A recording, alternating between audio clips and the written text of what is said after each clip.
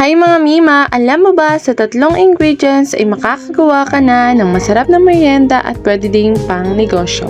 Meron ka bang saging dyan at asukal at kalamansi? Tara gawin natin yung masarap na pang merienda at pwede mo din gawing pang negosyo.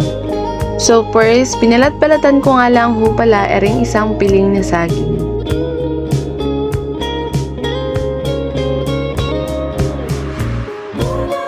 At pagkatapos ko nga palang balatan ay ginayat-kiyat ko nga lang pala siya ng pahilis.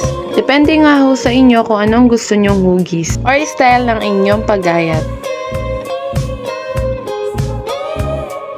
Ang sunod naman nga natin gagawin ay magtutunaw nga pala tayo ng asukal.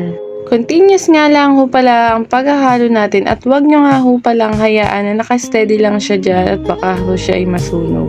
Kailangan nga nating haluin hanggang sa matunaw lahat. At kapag natunaw na nga at wala nang buo-buo ay mag-add naman nga tayo ng kalahating basong tubig.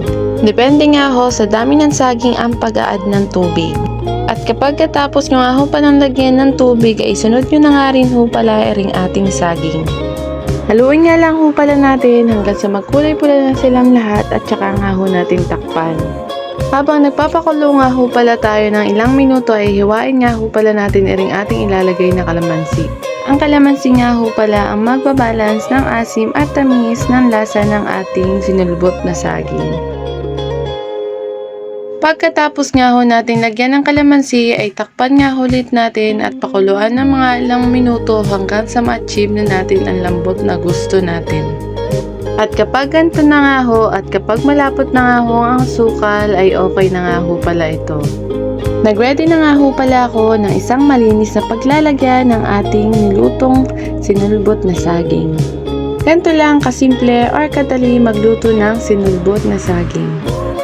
Ang ginamit nga pala nating lakas ng apoy ay low heat or pinakamahinang apoy. Ang kalamansi nga pala ang pinakasikreto para mas sumarap ang ating sinulbot na saging. Pwede okay na, luto na, let's eat, enjoy!